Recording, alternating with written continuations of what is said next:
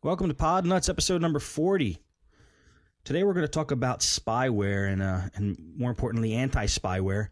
We're joined with Nick Skrepetos from SUPERAntiSpyware. He's actually the creator of SUPERAntiSpyware, and that's at SUPERAntiSpyware.com. Hey, Nick, how you doing? Doing great this morning. How are you guys doing? Very good, and thank you for joining us. I appreciate it. Absolutely, no problem. Well, so you created SUPERAntiSpyware. You guys have been in business, again, how many years? Coming up on 6 years. Okay, cool. And I'm sure it's a program that any computer repair tech has used. And if you guys haven't used SUPERAntiSpyware, definitely check it out. You have a professional and you have a free version, right, Nick? We actually kind of have three versions. We have the 100% free version for home users, which does all the scanning and removal. There's no catches. It is 100% free, and it does have the same detection engine that's in our professional product. The professional version allows real-time protection, which protects you from getting the spyware in the first place instead of just cleaning it up after the fact. And then we have our new online scanner, which allows you to simply download without installing and scan, because some of the new infections we're seeing are blocking most, if not all, of the scanners from running. So we've kind of created that solution to try to help users out there.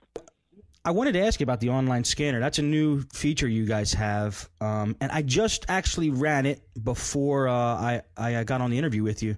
My question is, how exactly does it work? Because I downloaded an application, but what does that application not install, or how is it actually an online scanner?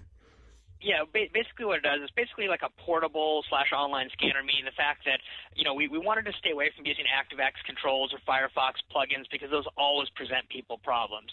So we just created basically a single executable that you download and run. It doesn't need an internet connection to run, and it has the full scanning engine of SUPERAntiSpyware and our latest definitions. We update it every day to contain the latest package of definitions. And so what it does, it has some techniques that it uses that the malware isn't able to block because they don't know about this yet, and we'll obviously have to change it as they find out about it. But it kind of gives us a way to run when other products won't run. And you don't need to install it. You don't need to uninstall it. Okay, so you can run it and download it anytime you want.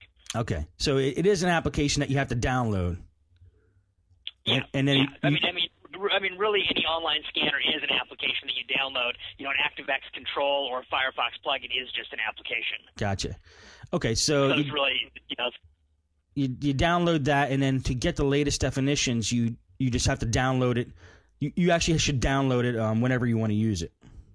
Basically, that's the idea. You can use the check for updates within it if you want, but that's kind of redundant. And most of the time when people have infections that are blocking their regular scanner, they're not going to have internet connection. This way you can download this on a different computer, put it on your USB drive and transfer it over to the infected computer and run it. Or you can just keep it on your USB drive and, scan your friend's computer, whatever. Yeah, it's a good tool. I know in a lot of cases you got to get creative, and with the spyware that's out there now, you have to, if you download an anti-spyware program, you have to change the name of the executable, or you have to find a sneaky way of running it and installing it.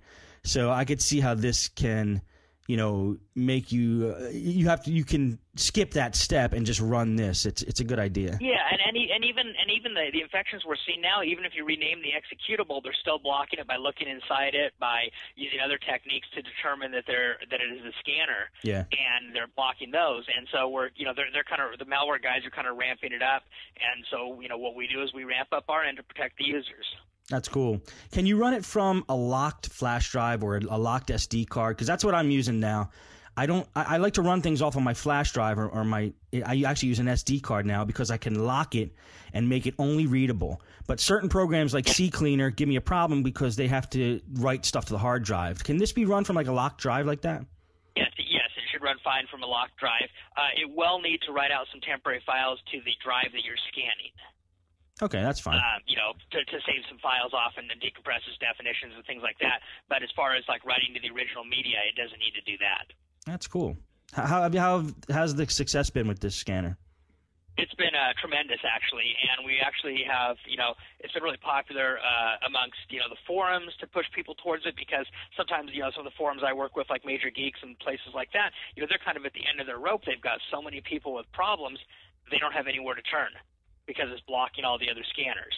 And so this gives them a way to try to help the user, because ultimately that's what we're all here to do, is help out the users and fight against the malware. So right. It's been very successful.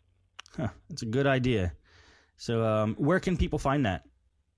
They can just go to SUPERAntiSpyware.com, and there's a link on the homepage for it, or you can go to SUPERAntiSpyware.com/online-scan and get it. Great.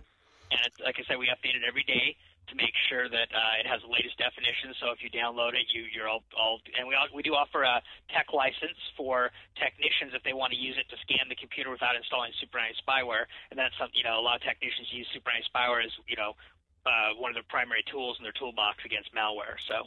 Okay, good. All right, great. Now for the technicians, because that's probably mainly the people that are going to be listening to this show, where do they go to get that license?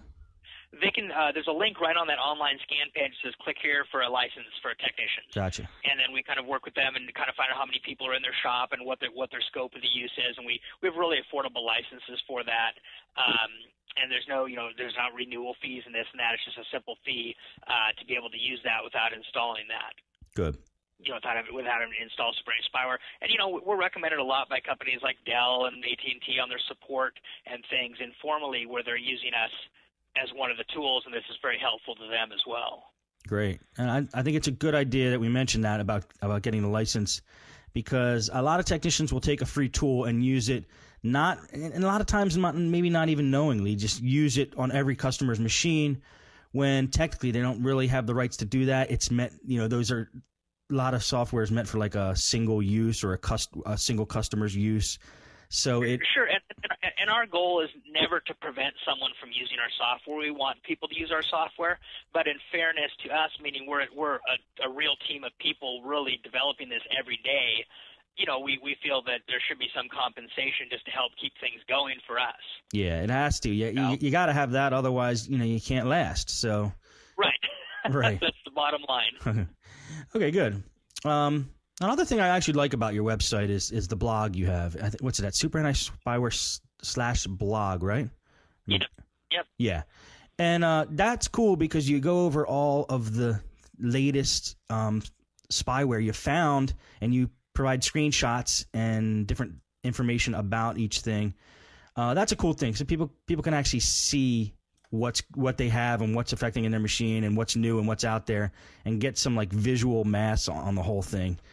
Yeah, well, they can kind of see what's going on. We also have our Malware Threat Research Center, which is a link on our homepage that will basically kind of go over files that we detect every day. So if you're seeing something on your computer and you're not sure what it is, you can look there and see if it appears there, and gives you an idea if it's bad or good and that sort of thing.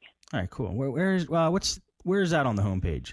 On the homepage, at the very bottom where it says Popular Links, it says Malware Threat Research Center. Gotcha.